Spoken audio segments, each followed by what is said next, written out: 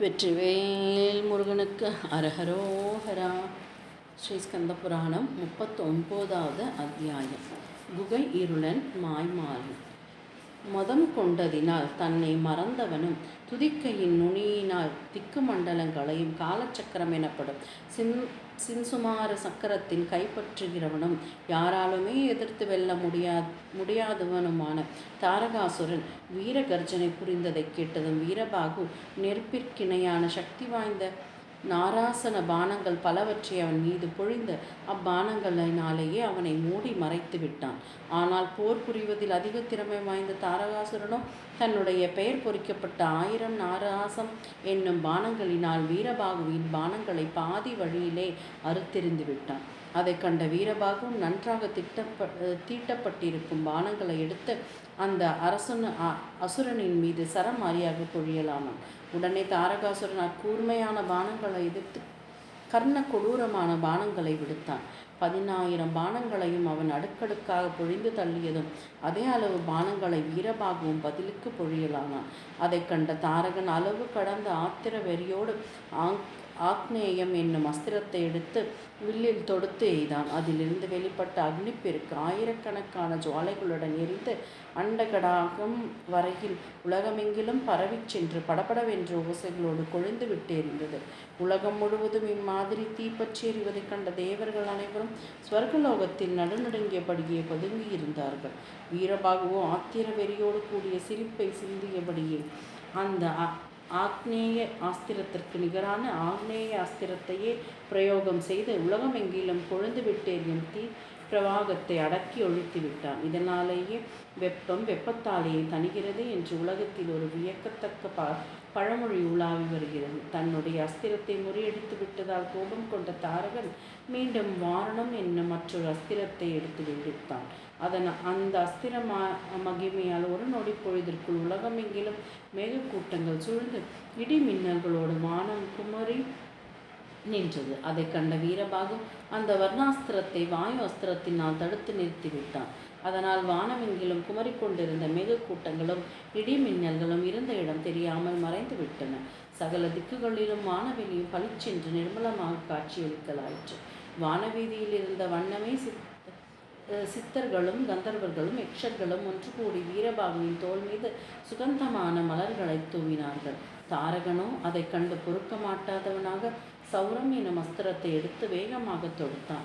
அந்த அஸ்திர மகிமையால் ஏக காலத்தில் ஆயிரக்கணக்கான சூரியர்கள் உலகில் அனைத்தையும் எரித்து சாம்பலாக்கி விடும்படி தோரணையோடு கிளம்பினார்கள். உடனே வீரபாகு வர்ணாஸ்திரத்தை மீண்டும் எடுத்து பிரயோகித்தான். உடனே ஏராளமான மேகங்கள் ஆகாயமெங்கிலும் திரண்டு வந்த ஆயிரக்கணக்கான சூரியர்களை மறைத்து கொண்டு விட்டது. அதை கண்ட தாரகாசுரன் சட்டென்று சந்திராஸ்திரத்தை எடுத்து விடுத்தான். அந்த அஸ்திரத்தையே வீரபாகுவும் விடுத்து அவனுடைய அஸ்திரத்தை தடுத்தான். அதன் பிறகு இந்திராஸ்திரத்தினாலும் நிருருத்தி அஸ்திரத்தாலும் வீரபாகு தடுத்தான். உடனே தங்கு தடையில்லாத பிரம்மாஸ்திரத்தை தாரகாசுரன் பிரயோகித்தார். அந்த அஸ்திரமோ உலகம் முழுவதையும் சுட்டெரித்து விடுவதைப் போல வானவெளியை நோக்கி சீறிச் சென்றது. உடனே வீரபாகு அதே வகையான அஸ்திரத்தினால் அதை தடுத்து நிறுத்திவிட்டான். அதை கண்ட தாரகன் மிகுந்த சக்தி வாய்ந்த நாராயண அஸ்திரத்தை தொடுத்து வீரபாகுவின் மீது பிரயோகித்தான். வீரபாகுவும் அந்த அஸ்திரத்தை அதே மாதிரியான அஸ்திரத்தினால் தடுத்து விட்டான். வீரபாகுவின் அதே அற்புதமான ஆற்றல்களையும் பராக்கிரமங்களையும் கண்டு வியந்த தாரகன் அதிக ஆவேசம் கொண்டு தன்னுடைய மாயா சக்தியினால் வானவெளியில் புழுதி வெள்ளத்தை கிளப்பி கண்ணீர் புலப்படாத வகையில் பல உருவங்களை எடுத்து மிக தீவிரமாக யுத்தம் புரிந்தார். தன்னுடைய ஒவ்வொரு வடிவத்திலும் பலவிதமான திவ்யாஸ்திரங்களை பொழிந்து தள்ளினார். அதை கண்ட வீரபாகு பகைவரன் அனைத்தையும் அழிக்கக்கூடிய தன்மை வாய்ந்த வீரபத்திரம் என்ற அஸ்திரத்தை எடுத்து அவன் மீது பிரயோகித்தான். அந்த அஸ்திரம் வெளிப்பட்டதுதான் தாமதம். தாரகாசுரன் மாயினால் பிரயோகம் செய்த அஸ்திரங்கள் அனைத்தும் அடியோடு அழித்து சிதைந்து போய்விட்டன. ஆனால் மாயாஜால நிபுணனான தாரகன் மீண்டும் தொடர்ந்து மாயா அஸ்திரங்களையே சரமாரியாக பொழியலானான். தன்னுடைய மாயத்தோற்றத்தினால் போரிடுபவனை போன்ற பாவனையினால் தோன்றி ஒரு நொடி பொழுதிற்குள் எலியானது பொந்து வலைக்குள் ஓடி புகுந்து கொள்வது போல கிரௌஞ்சமலையின் குகைக்குள் புகுந்து கொண்டான். அந்த கிரௌஞ்சமலை மகா கொடியது, மகாரௌரவம் என்னும் நரகத்திற்கு ஒப்பானது. அந்த மலையின் குகைக்குள் அம்மாதிரி ஓடிச் செல்பவனை கொன்றழிப்பது வீரத்திற்கு அழகல்ல என்பது வீரபாகு உணர்ந்து அதன் பிறகு தாரகன் நுழைந்திருந்த கிரௌஞ்ச மலையின் குகையினுள் புகுந்தான். அங்கே தாரகன் அவனுடைய இசைவுப்படி கிரௌஞ்சாசுரன் மலை அடிவாரத்திலேயே பலவித மாயங்களையும் செய்து காட்டலானான்.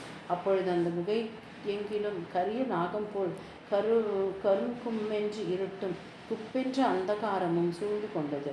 அங்குள்ள அதிபயங்கரமான வழிகள் அனைத்தும் அந்த கனத்த இருளில் நன்றாக மூடப்பட்டன.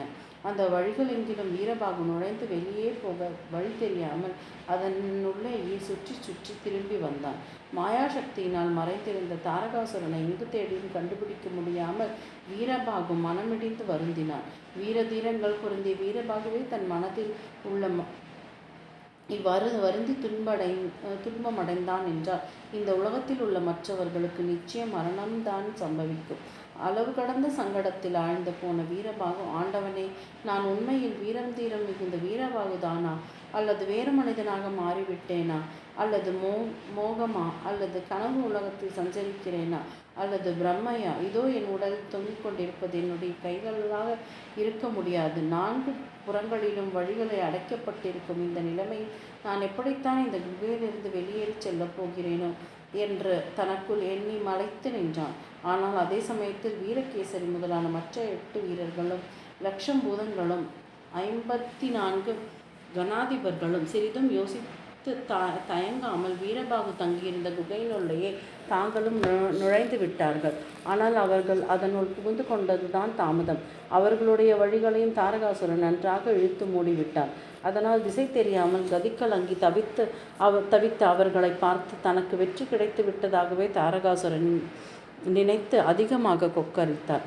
இப்படியாக நவ வீரர்களும் ஏராளமான படை வீரர்களும் கிரௌஞ்சமலையின் குகையில் பலவந்தமாக அடைக்கப்பட்ட பிறகு மகா கொடியவனான தாரகாசுரன் தன்னுடைய பிரம்மாண்டமான தேரில் ஏறி அமர்ந்து கொண்டு வெளியேறி வந்து பூதகண கூட்டங்களை அழித்து நாசம் செய்வதில் முனைந்தான்.